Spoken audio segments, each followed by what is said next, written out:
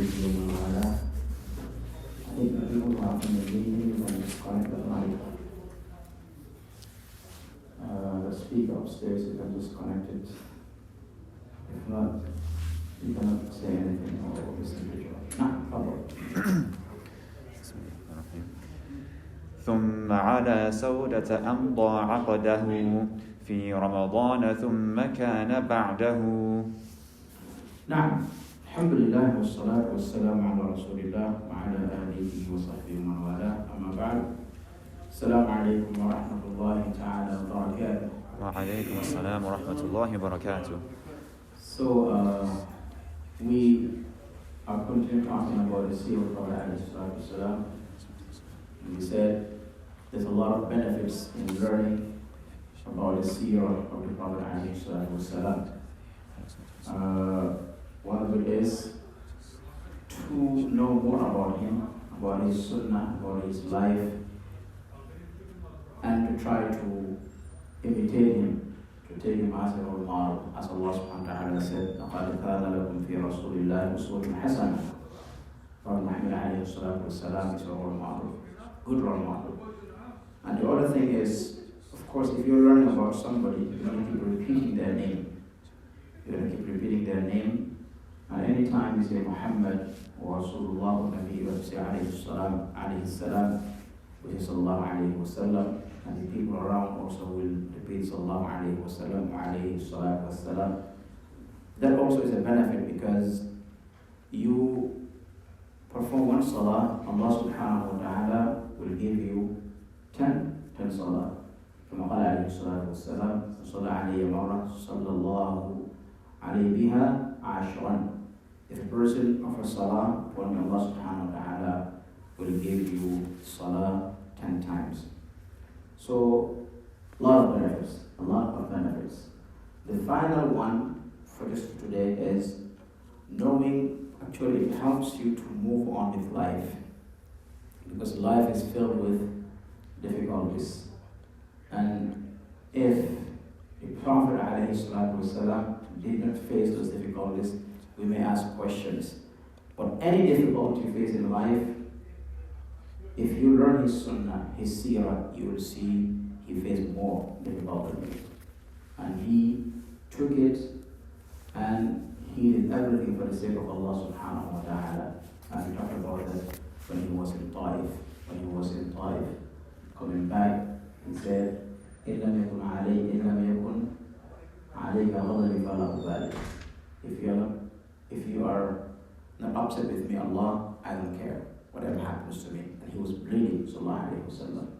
So then, it's not like you're a believer and then things have to be good and easy and cool for you because you're a believer. No. You have to face price of the blessings that you have, which is the iman that you have. Now, so we continue today, inshallah. So we talked about that briefly. So we talked about the first wife of the Prophet ﷺ was Khadija radiallahu anha, and the Prophet never met another woman while she was alive. After she died, the Prophet ﷺ married Sauda bint Zam'a. We talked about Sauda bint Zam'a was the second wife of the Prophet ﷺ. She was a Sahabiya who also migrated to Habasha twice. When they came back, her husband was ill and he died, and the Prophet ﷺ was in a situation that his main support was Khadija. She died and he had children.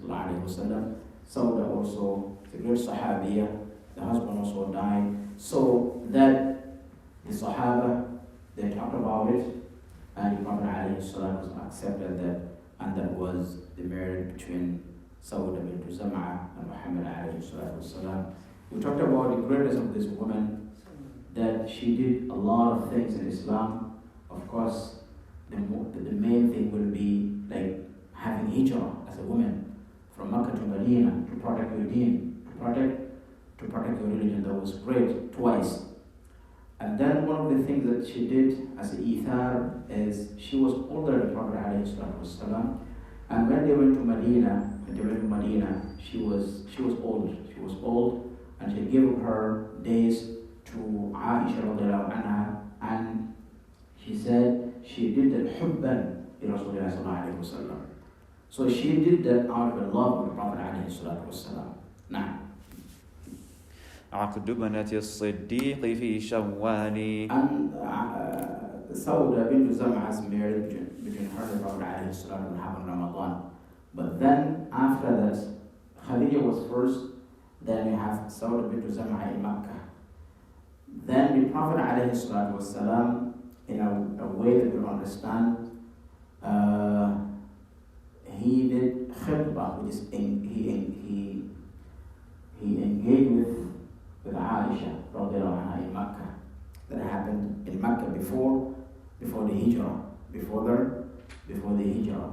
But the whole marriage happened in the whole happened in Medina after the Prophet alayhi salatu wasalam migrated to Medina, and that was his best friend's daughter, and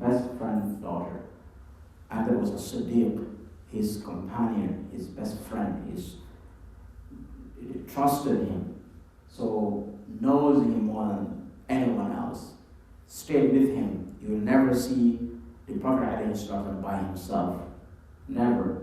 You either see him with Abu radiallahu anhu or Umar radiallahu anhu. So they're always together, but Abu radiallahu anhu was the companion who was called as a companion individually in the Quran. إلا تنصروه فقد نصره الله إذ أخرجه الذين كفروا ثاني اثنين. You'll only find ثاني اثنين between Muhammad عليه الصلاة والسلام in the Quran رضي الله عنه. إذ هما في الغار إذ يقول لصاحبه لا تحزن إن الله معنا. When the Prophet was taken away by force from Quraysh, from Makkah, Quraysh, they wanted to kill him. They wanted to end his life. Allah subhanahu wa ta'ala commanded him to go, and the Prophet alayhi salatu knew he would go, but when? He didn't know. Abu Bakr radiallahu anhu knew the Prophet will go, but who's going to go with him, and how it's going to be, and when, he doesn't know. But when Abu Bakr radiallahu anhu had that, he prepared 2 rides for him and the Prophet alayhi salatu wasalam. And in the middle of the day, the Prophet came to him after Jibril told the Prophet alayhi salatu wasalam that you have to leave. So the Prophet came to Abu radiallahu anhu and said, Ya Abu Bakr, فَقَدْ أُمِرْتُ بِالْخُرُوجِ, I was commanded to leave Makkah. And if the only thing comes to Abu radiallahu anhu's mind was the company. You know, if you don't enjoy being around somebody, sometimes you just want to be with them. But the most enjoyable condition for Abu Bakr was being with the Prophet ﷺ. You know, as that was a very risky journey. But what he said to the Prophet ﷺ is, As-suhbah ya Rasulullah, As-suhbah, can I be your company? Can I be with you? Can I go with you? And the Prophet ﷺ kept quiet and said, yes, Jibril came to him and said, yes. This is a protocol. Who's giving this protocol? Allah subhanahu wa ta'ala. Every movement has to be done by instruction, or with the instruction by Allah subhanahu wa ta'ala. Then this is how Allah subhanahu wa ta'ala accepted Abu Bakr to be the Prophet alayhi salatu wasalam, and this is what Allah narrated, إِذْ يَقُولِ لِصَاحِبِهِ لَا تَحْزَنْ إِنَّ اللَّهَ مَعَنَا. Do not be afraid, it's Allah who is with us subhanahu wa ta'ala. So this Abu Bakr and gave the Prophet alayhi salatu his daughter, and that increased his connection with the Prophet alayhi salatu wasalam. And of course, he was asked the Prophet alayhi salatu wasalam by Sahabi Jalil ibn As. He asked the Prophet alayhi salatu wasalam, "Man ahabbu an-nas ilayk?" Who do you love the most? He said, sallallahu alayhi wasallam, and there was a discussion in the masjid between the Sahaba. Everybody think that this Prophet loved them the most. Everybody think that the Prophet loved them the most. This is how a leader, this is how people should be. When you deal with them, everybody should think that you love them more than anyone. You treat them good. So Sahaba, they kind of like had the discussion. Amr ibn As, he said, the way he treats me, I am certain that he loves more than he loves all of you. And some said, no, the way he treated everybody. The way he treated everybody was so great, everybody claims that he loves him so much. And the way he deals with them. Sallallahu Alaihi Wasallam. So Umar ibn As, he went to the next step. He said, I'll ask him. So when the Prophet ﷺ came, he asked him, Man ahabbu nas ilayka ya Rasulullah. Who do you love the most among the people? Of course, they come out naturally. Love is something that you don't control. But the way you deal with the people is thing that you don't control. But who do you love in your heart? You don't control it. That's the Prophet ﷺ, when he was distributing the ghanaim, the spoils of war to his wives, he gave them each one equal. And he said, Allahumma hadha alladhi amlik, wa la tu'akhidni bima la amlik. Oh Allah, this is what I have control of, and do not hold me accountable for what I am not in control of, which is my heart, which is the one that I love the most. Sallallahu Alaihi Wasallam. He's teaching us lessons. So when he was asked, he responded, Aisha. Who do you love the most? Aisha. That was very romantic, right? So if there was a sheikh today sitting here and then you ask him, who do you love him? Why are you asking that question to me? That's very disrespectful. يا أخي قد سأل الصحابة رضوان الله عليهم هذا السؤال محمد عليه الصلاة والسلام فأجاب عليه الصلاة والسلام. Was asked, who do you love the most? Of course he has other wives, but as a fact, like as long as something is real and you're not oppressing or wronging anyone to say it, you should be proud of saying it. He said عليه الصلاة والسلام عائشة. And Umar ibn As كان لسان حاله يقول, we know that's your wife. Kind of like said أقصد الرجال من الرجال. I meant the man. He said Abuha. Said everything was Aisha. Abuha. Like he didn't even mention Abu radiallahu anhu. He said Abuha. What was the next among the men? He said her father. And of course you don't want to ask more and more to get the line. Because he will give you that and you will be far from the line, right? So he just kept quiet. And of course, who will feel offended if the Prophet said, I love Aisha the most? Then the next is Abu Bakr radiallahu anhu. Who's going to feel offended? No one. It's fair. It's fair because he said, before he died, alayhi salatu wasalam, he commanded an tasad جميع الأبواب المؤدية للمسجد, all the doors, the gates that comes to the masjid through his house, except that Abu Bakr radiallahu anhu, except the door of Abu Bakr radiallahu anhu, that he can go through his house and go to the masjid radiallahu anhu. And he is the one who the Prophet ﷺ commanded to lead the people when he was unable to lead the people. And he said, there is no person that I call to Islam except they hesitate, except Allah. The first time I called him, he accepted Islam, and he gave me his wealth, and he never asked for. So this is Abu radiallahu anhu. Now, and of course he said, even the Rajul al-Salih, الذي كان في قوم موسى, Abu radiallahu is way greater than that person. And the Prophet talked about the Khisal radiallahu anhu. But this Abu radiallahu anhu, and he gave his daughter to Aisha radiallahu anha.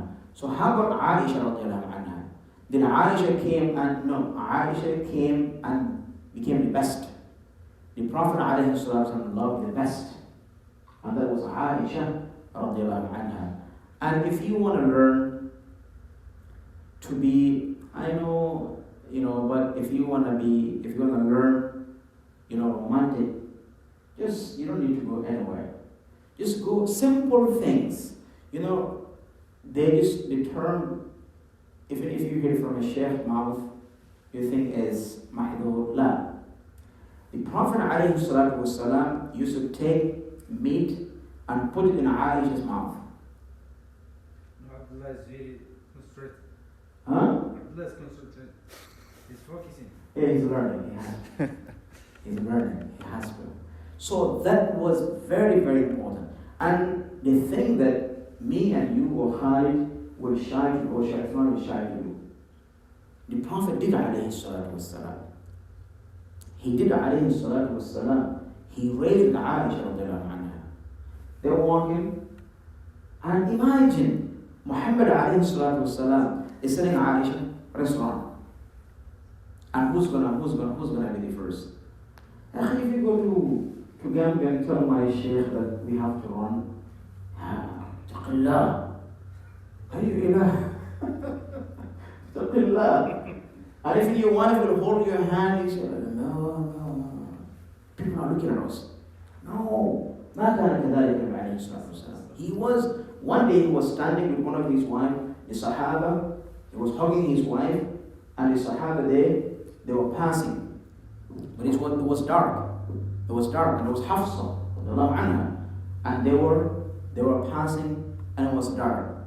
And they saw the Prophet and started running, like moving fast. He said, he said, take it easy. Come back. This is me, and this is my wife. And this is my wife. Because shaitan can throw something, and that is not the Prophet ﷺ. Shaitan can start messing with those people's minds.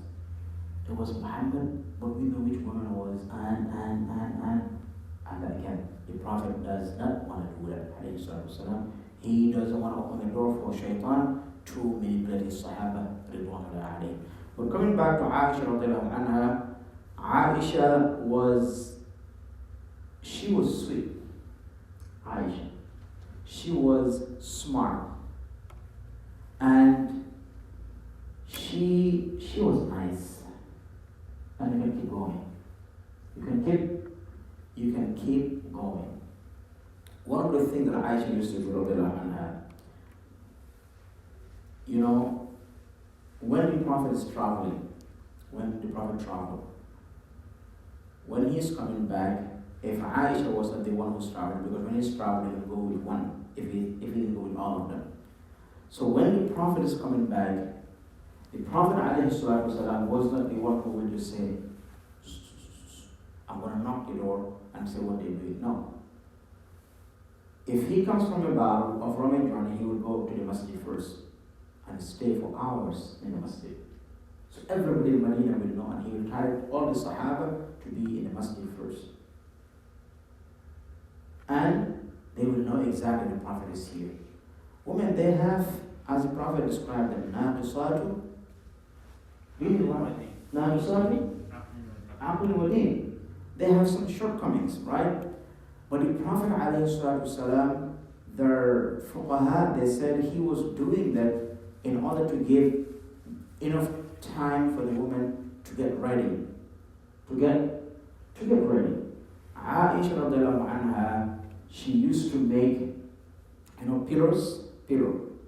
with her hand. She was sewing with her hand and make, a bed sheet with her hand and make sure that they didn't have a bed, brother. They didn't have a bed. But she will make sure that when the Prophet comes, he will feel something different. He will be happy. And the sitar, also what do you call it? For the door. Yeah, for the door. The curtain. The curtain, yes. The Prophet ﷺ, he will put that. And she will make sure that everything looks different when the Prophet comes. Of course. What is that? What does it mean? Smartness. Huh? Being like making somebody happy. And the reason why we get this is one day she went far to a point that the clothes that she bought had drawing. And she put it as a sitar. So the Prophet came in and liked it. The Prophet said, who did it? Said me. He said, this is not good. So Aisha took it out and put it as a pillow. Put it inside the pillow. So if you have a picture, hide it, it's not a problem. So Aisha took that as a pillow. So what we learn from this is Aisha radiallahu anha used to really take care of Prophet as they all used to do, but of course Aisha radiallahu anha was special. And the other thing that indicates she was very smart, than anyone on the Ummah, that she just need to hear one thing from the Prophet ﷺ, one time, and she memorized it. She memorized it, and she never wrote anything. And she competes every narrator of the hadith among the Sahaba, him, her anha, and Abu Hurairah are the one who narrated most of the hadith. And she said, if I was writing, Abu Hurairah would not narrate anything. But she wasn't writing, and of course, she wasn't traveling all the time to the Prophet ﷺ. Yes.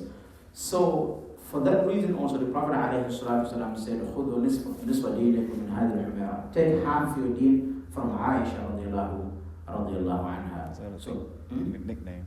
Yes, Humayra, yes, that was Humayra, Aisha radiallahu anha. Nah. And the Prophet used to play with Aisha, a lot, used to make sure that Aisha radiallahu anha is happy, because she was young, but she kept the Prophet also very, very happy. So that was the third wife of the Prophet Khadija, than Aisha radiallahu anha. And the zafaf, or the whole, happened in the month of Shawwal in Medina. وبعد 50 وعام تاني أسري به والصلوات فرضت. And now in Medina, right now he's back in Makkah again, back and forth. They had to go together. So when he was 51, that will be second year وبعد 50 وعام, right? So when he was 51, it was 1 year after the prophecy. So Allah subhanahu wa ta'ala took the Prophet in night journey, and Allah mentioned that. And lately I'm hearing people talking about Isra wal Mi'raj in a very disrespectful way. Very disrespectful way. Ya akhi, Allah subhanahu wa ta'ala said, Subhana alladhi asra bi'abdihi laylan min al-masjid al-harami ila al-masjid al-aqsa alladhi barakna. Ya akhi, that's it. Some people said he was sleeping, some people said he was. Ya akhi, I'm not going to have to tafasir onto those things. Allah subhanahu wa ta'ala, if he could, he can just put a screen and I will see all of it, right? But he said it happened. Subhana al-asra bi'abdihi laylan min al-masjid al-haram ila al-masjid al-aqsa alladhi barakna. All the ikhtilafat that happened, for me, Allah subhanahu wa ta'ala said, Usriya bihi lughatan. Asra, usri, as-sari huwa al-mashyu bil-layl. As-safaru bil-layl. Night journey, right? Khalas, al-mi'raj is al-uruj, right? Is climbing, moving, rising. So, lughatan, I know there's about khilafi. Some said he was in his bed, he was, but, and lately, I heard a video, one was saying, oh, Aisha said, I touched the bed and Aisha wasn't even there. It was in Mecca. And Aisha's marriage happened in Medina. So, and he was like, I said, before you criticize this, know all of it, right? Al-Muhim, the Prophet ﷺ, as Allah subhanahu wa ta'ala said, and also the ahadith that the Prophet ﷺ traveled physically is when he was describing the caravan of the people of Makkah between Sham and Makkah.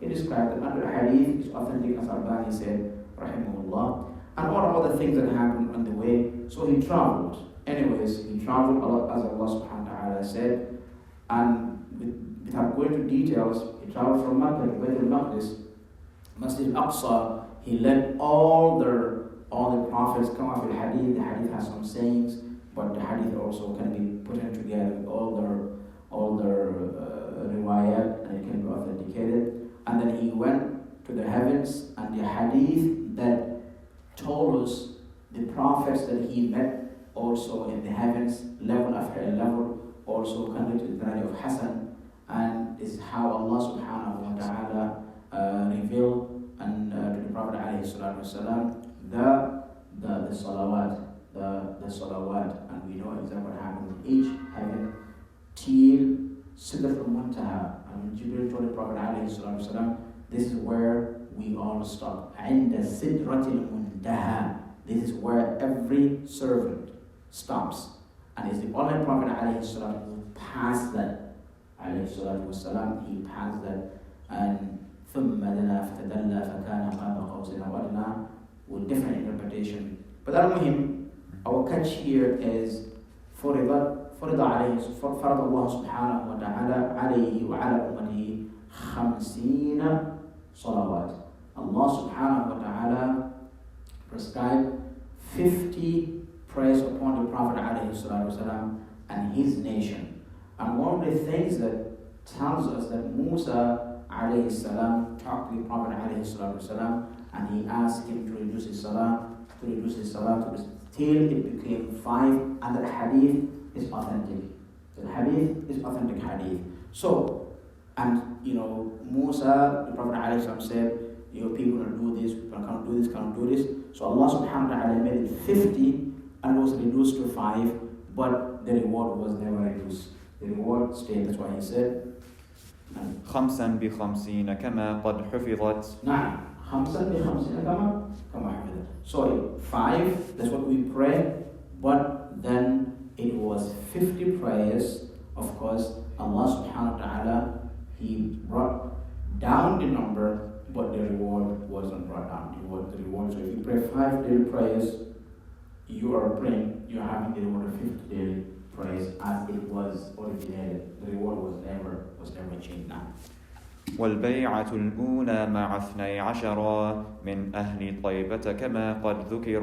Now, so still in Mecca, as the Prophet ﷺ was كان يعرض نبوته على القبائل, he used to call the people, in different seasons when they come to Makkah, either Hajj or Umrah, the tribes, he would talk to them about his nubuwah, about his risala. And the lucky ones were people of Medina. They came, the Prophet talked to them, والسلام, and they were afraid. Then they had a very nice conversation with the Prophet, and they liked it because they heard about it from the Yahud in Medina. From the Yahud in Medina, the Yahud used to tell them, the Prophet will come from us, and if he comes, we'll fight and take over Medina, and you guys will be homeless. So when they heard about the they saw all the characters, the good characters that the Yahud were talking about him, they kind of know this person is the Prophet. So they had a night meeting, a night secret meeting with the Prophet. There were 12 the first bay'ah, and there was what they call al-bay'ah al-aqaba al-ula, the first meeting between the Prophet and people of Taiba. So Medina's original name is Taiba and Yathrib and Taiba. So Medina was called Medina after the migration of the Prophet ﷺ, but back in the days before the Prophet migration, it was Taiba and it was also Yathrib, as Allah subhanahu wa ta'ala said in the Quran, Ya ahla Yathrib, la muqama lakum farji'u. Now, they came, they met with the Prophet ﷺ, and they promised they will come back. وبعد 52 أتى 70 في الموسم هذا ثبتا. Now, so in the second year of the 75 70 في الموسم بعد 52 52. So now the Prophet was sent when he was 40. Now, when he was 40, now he is 52. 52. So when he was 52, this is when the Bay'ah al-Aqaba al-Thaniya happened, and there were 70 people. And that will give the time from the Mab'ath to 52 how many years? 12 years. So the Bay'ah al-Aqaba al-Thaniya triggered the Hijrah because it was prepared. So the Prophet ﷺ spent 13 years calling in Mecca. So now he is 52, and that will give the age of his prophecy 12 years.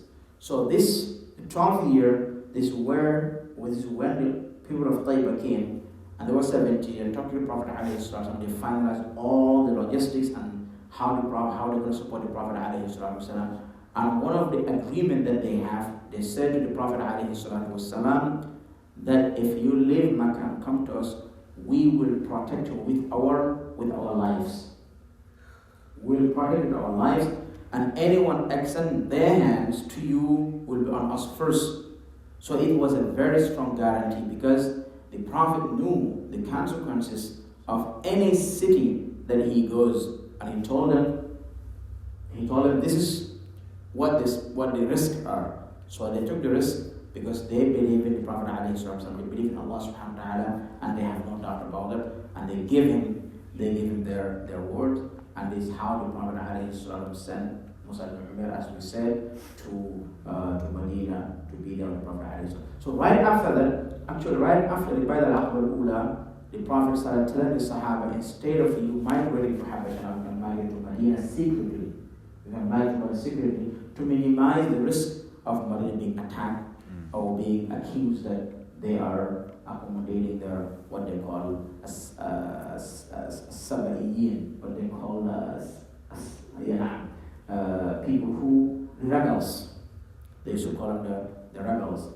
So, but right after this, in the 12th of the Mab'ath of the Prophet ﷺ, they came together, they agreed, and they left. من طيبة فبايعوا ثم هجر مكة يوم 2 من شهر صفر. Now, so here they made a mubayah. So back in the days, mubayah can be now signatures, right?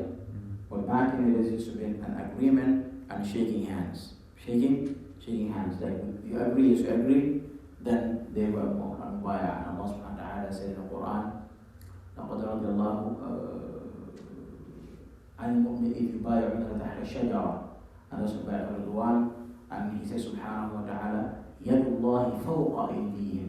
يَدُ اللَّهِ فَوْقَ أَيْدِيهِمْ. When they were shaking the Prophet ﷺ hands, Allah subhanahu wa ta'ala said, Naam, that is great, because Allah subhanahu wa ta'ala over their hands, blessings. His blessings will be upon the treaty that they have, or the agreement that they have, or the pledge of allegiance that they have with the Prophet ﷺ. So when they made the mubay'ah, they left, and the Prophet ﷺ on Monday, he migrated from Mecca to Medina. And we'll stop with this.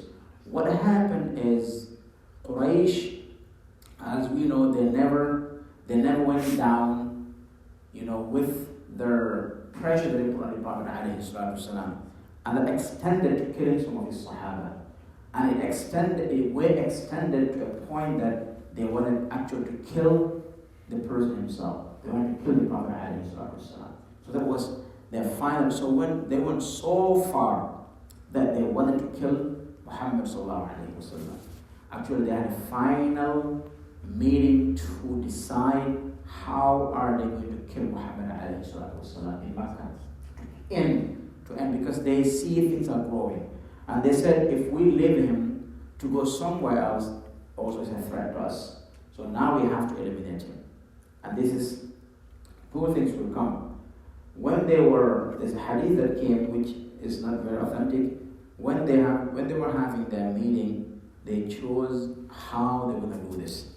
And everybody came with their idea. And Allah subhanahu wa ta'ala said in the Quran, وَإِذْ يَمْكُرُ بِكَ الَّذِينَ كَفَرُوا لِيُثْبِتُوكَ أَوْ يَقْتُلُوكَ أَوْ يُخْرِجُوكَ وَيَمْكُرُ اللَّهُ خَيْرُ الْمَاكِرِينَ.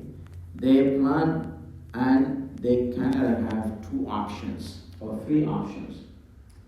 And all these options were rejected, but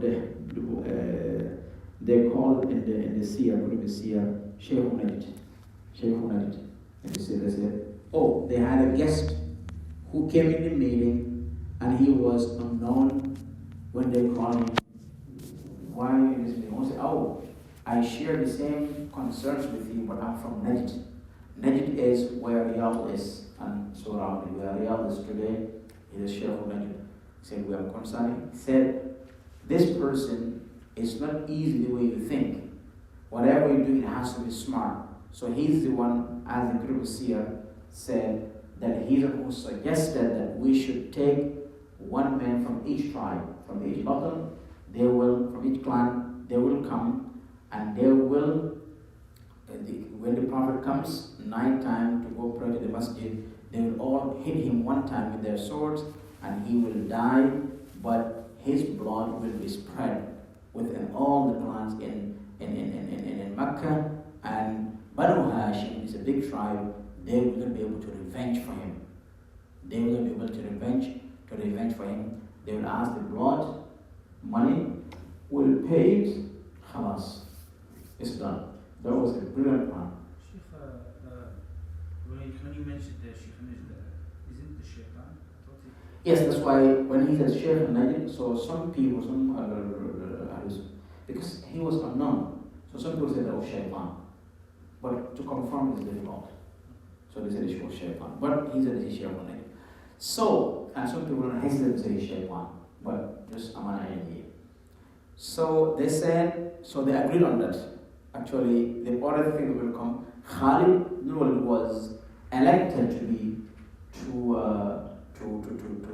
participate. He said no. He said why? It doesn't make sense. I'm a hero. I don't need to go night and hide. All of us to wait for one person. He said this is very shameful. It's very shameful you do it. And he didn't join. Khalid did not do it. But because he didn't see Rujura, he didn't say manhood into an action. How do you go to somebody's house and just call him during the day and fight with him if you want to do that? So he is a coward, and his father was very upset with him. And he went for hunting that night. And so when they came, they had a plan and everything, but prior to that, the Prophet was told to leave that morning. So he talked to Abu Bakr prior to that, and Abu Bakr was preparing and everything, and the Prophet went to sleep. And when he was coming out, he was told that the enemy are there, but recite this ayat. Yasin, Al-Quran Al-Hagie, right? إِنَّكَ لَمِنَ الْمُرْسَلِينَ عَلَى تِيرِهِ رِجْ وَجَعَلْنَا مِنْ بَيْنِ يَدِهِمْ سَدًّا وَمِنْ خَلْفِهِمْ فَأَغْشَيْنَاهُمْ فَلَا يُبْصِرُونَ. Some people said the Prophet ﷺ, he recited that, and they were asleep, right? But in the ayah didn't say that. Right? Huh? Yes. It says from later. Didn't say from anyone. No, actually, yes. Yeah, I want to go somewhere, but let me just leave it here. They use it a lot, but what happened is that we know that the Prophet ﷺ, was coming, he recited, let's just say he recited those ayat.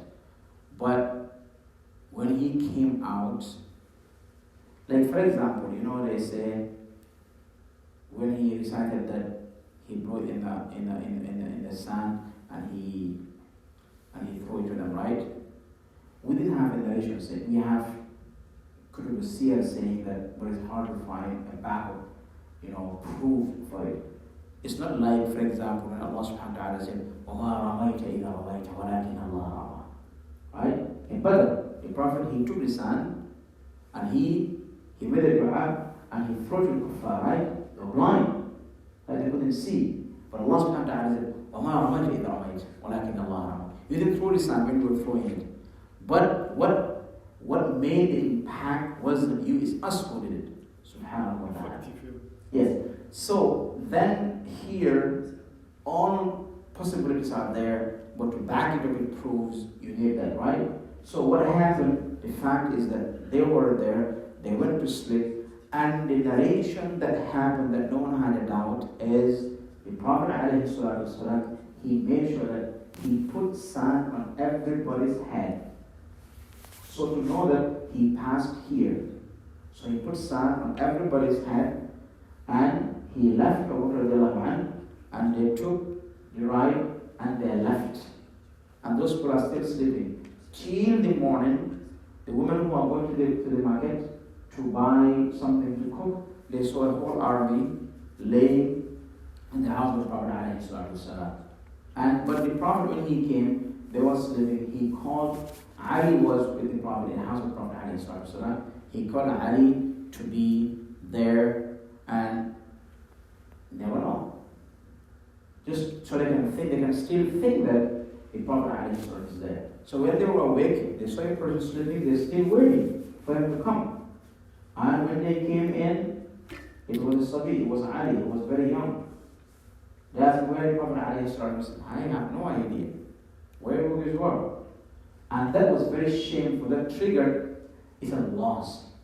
And it's a fadiha, it's a shame. It was a shame that Quraysh, they wanted to do this in a different way, secretly, but they were exposed. Their best heroes were exposed, they couldn't even catch one person. So this is how they came, and because now it's public, now everybody know about it, they said he fled, but we are putting a prize. Sometimes if somebody is missing, they put a prize, right? Yeah, they said if you bring information, we give you this. They said if you bring Muhammad alayhi salatu wasalam hayyan aw maytan, they'll give you 200 camels. Today's money equivalent $2 million, I'm telling you, or even more. The Arab used to love camels. I used to be everything for them. Yes, still now, but not the way it used to be. I think they love cash now more than camels. Especially if it is in dollars, right? So al-Muhim, the Prophet ﷺ, he left, and this was the beginning of the migration. And I want us to stop here because I want to go into details about the Hijrah of the Prophet ﷺ. From the time that he left Mecca till he reached to Medina. I want to make it dirasa tahlili. I want us to really learn exactly what happened from Mecca till he reached to Medina, Yathrib, Taiba, inshallah ta'ala. So we'll stop there.